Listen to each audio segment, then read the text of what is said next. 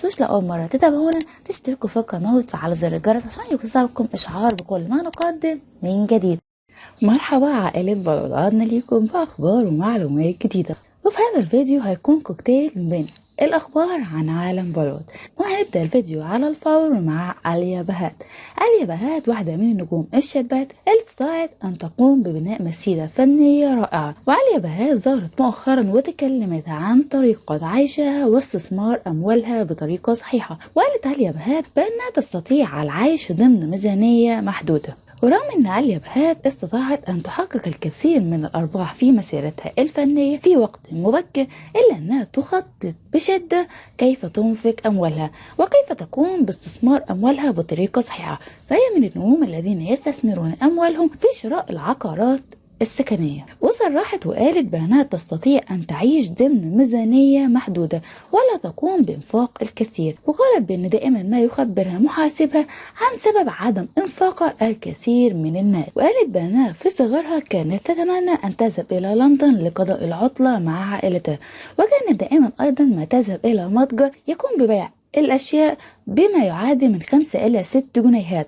وقالت بأن لديها العديد من الأشياء في مراهقتها من هذا المتجر، ولا اليوم ترتدي بيجامة قد ارتدتها من هذا المتجر. وللآن أيضا ما زالت تذهب لهذا المتجر وتقوم بشراء البيجامات الخاصة بها. ورغم ده أعربت عليا بهات بأنها لا تفهم كثيرا في الاستثمارات، ولكن قررت أن هي تستثمر أموالها في صناديق الاستثمارات المشتركة والسندات المالية والعقارات. وقالت رغم أنها لا تفهم كثيرا حتى الآن في مجال الاستثمار، إلا أنها على مر السنوات أصبحت أكثر حرصا لمعرفة المزيد باستمرار. وعليا بهات لديها منزل في جو ومومباي، وده كان أول عقار اشترته، ومنزلها اللي بجوه بتعيش فيه مع شقيقتها شاهين. ورغم ده عليا بهات ليست حريصة، فدائما ما نراها في الذهاب إلى الكثير من العطلات وتقضي العطلات بتفاخر شديد جدا عما تقوم بصرفه في هذه العطلات. وأيضا تفاخر بالحقائب الفاخرة والملابس الرياضية الفخمة. وقالت إن أول شيء اشترته غالي في فترة مراهقتها كانت إحدى حقائب اليد لإحدى الماركات الشهيرة. وقالت بأنها تتفاخر جدا بالحقائب التي تشتريها وتحب كثيرا الملابس الرياضية وكل نوع من الجينز وأيضا الساري. أما عن ذهابها للعطلات قالت عليا بأنها لا تستريح وتأخذ عطلة سوى عطلة واحدة فقط، وهي عطلة نهاية العام. ودائما ما تفضل الذهاب إلى هذه العطلة وتكره كثيرا أن تقوم بالتسوق في هذه العطلة.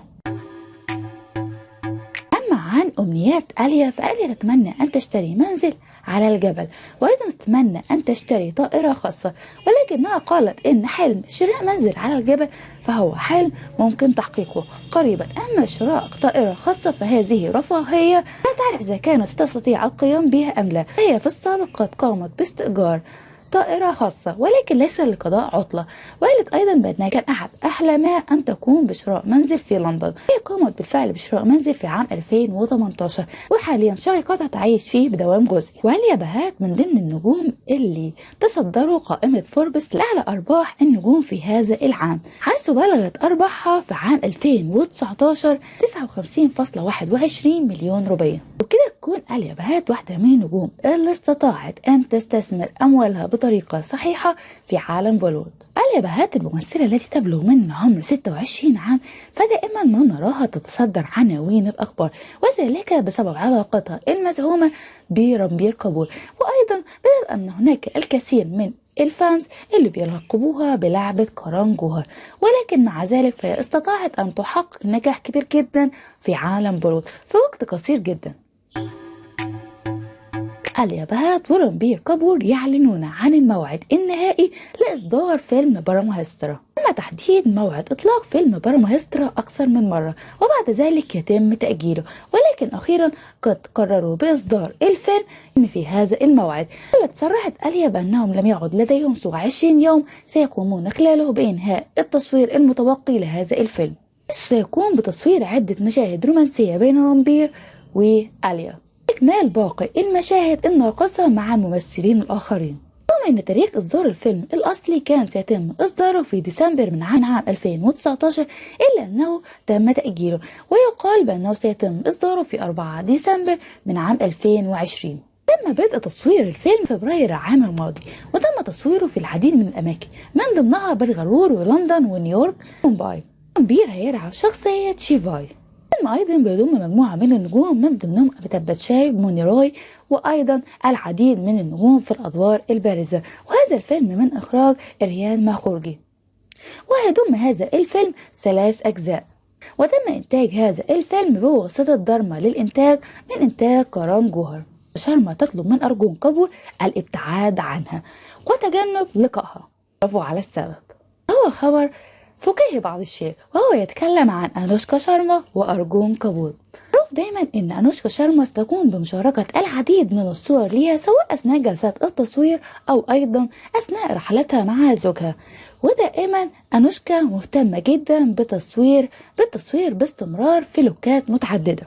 ظهرت مؤخرا أنوشكا شارما العديد من الصور التي تم التقاطها لغلاف إحدى المجلات، وكانت خلالها ترتدي فستان دالتون الأصفر، وكانت تجلس في أوضاع مختلفة.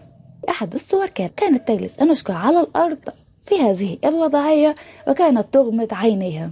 علق وقتها أرجون وقال النوم أثناء العمل، ضرب ذلك على عينيها الرائعتين.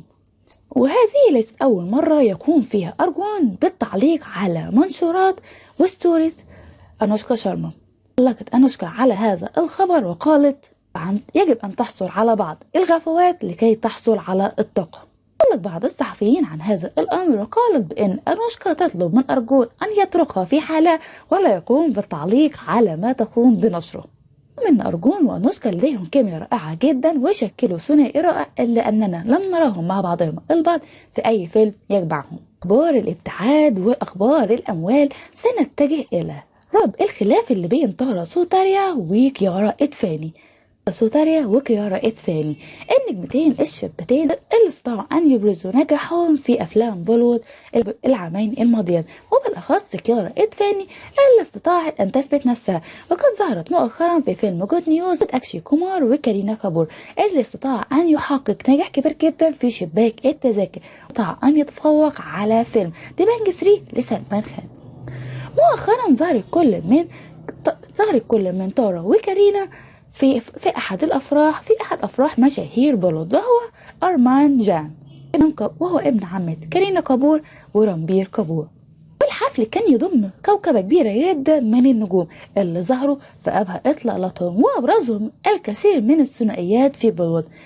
ولكن الموضوع الذي حدث ساعد الجميع كانوا يرقصون ويمرحون في هذا الحفل، وأثناء ما كانت ترقص تارا وكيارا التقى الثنائي وجها إلى وجه، وتجاهلت كل منهما الأخرى، وعرب أحد وتصدر هذا المشهد عناوين الصحف حول تجاهل تارا لكيارا، وذلك بسبب أمر وهو هارت ملهوترا. فالجميع يعرف عن العلاقة اللي كانت مزعومة عن تارا سوتاريا وسيدهارت ملهوترا، اللي نفى كل منهم هذه العلاقة، وقالت تارا بأن سيدهارت ليس إلا صديقها وجارها في نفس العمل، ودائما ما نتكلم مع بعضنا البعض وأخذ مشورته في مسيرتي الفنية، وهو صديق حميم للغاية. أما عن كيارا نفت علاقتها بسيدهارت، ولكن بعد ذلك تم تأكيدها بطريقة غير رسمية أثناء سفرهم مؤخرا لقضاء بعض العطلات.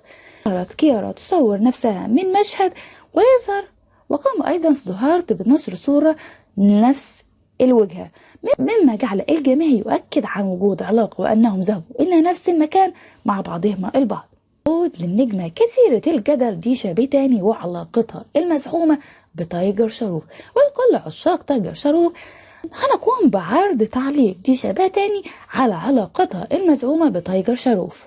إن الثنائي يظهروا مع بعضهما البعض سواء خلال مقابلتهم أثناء الغداء أو العشاء أو المناسبات العامة، إلا أنهم يرفضون تماما موضوع وجود علاقة ما بينهم.